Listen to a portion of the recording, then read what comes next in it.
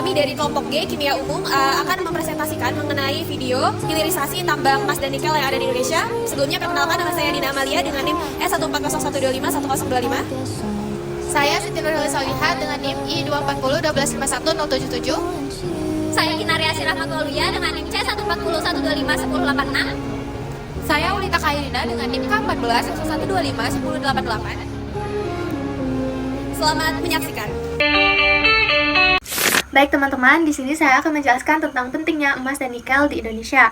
Hilirisasi emas dan nikel menjadi kiat pemerintah untuk memacu ekonomi nasional, bahkan bisa mendorong pertumbuhan ekonomi hingga 8%. Antara lain, menambah nilai tambah, meningkatkan pendapatan devisa negara, mendorong perkembangan industri lokal, serta meningkatkan produksi dalam negeri. Jika bahan mentah langsung diekspor tanpa hilirisasi akan muncul berbagai masalah. Yang pertama, nilai tambah rendah. Bahan mentah dijual murah, negara lain yang mengelola dapat keuntungan lebih besar. Yang kedua, ketergantungan harga global. Pendapatan negara fluktuatif tergantung harga dunia. Yang ketiga, peluang industri hilang. Indonesia hanya menjual bahan mentah sementara industri pengelola berkembang di luar negeri. Yang keempat, lapangan kerja terbatas. Potensi tenaga kerja di sektor hilir tidak terserap. Yang kelima, kerusakan lingkungan. Eksploitasi besar-besaran SDA untuk ekspor tanpa memastikan keberlanjutan. Indonesia itu kaya dalam sumber daya nikel dan juga emasnya. Namun karena Indonesia hanya bisa mengekspor mentahnya, mereka hanya memiliki nilai tambah yang rendah dan malah menguntungkan negara lain yang mampu untuk mengolah bahan mentah tersebut menjadi barang jadi yang memiliki nilai tambah. Selanjutnya, saya akan menjelaskan tantangan dan manfaat hilirisasi bagi perekonomian dan lingkungan.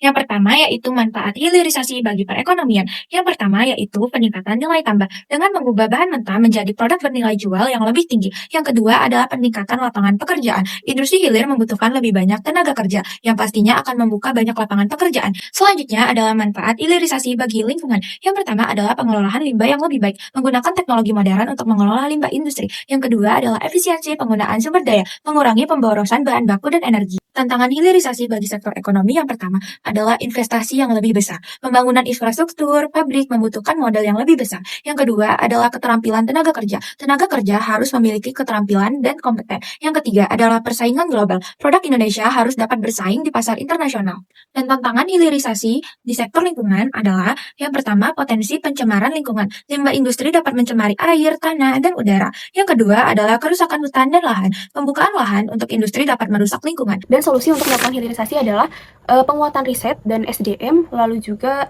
smelter dan refinery bertahap, lalu prioritaskan daerah tambang besar, kerjasama teknologi, dan juga transfer knowledge.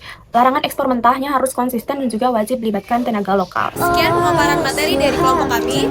Wassalamualaikum warahmatullahi wabarakatuh.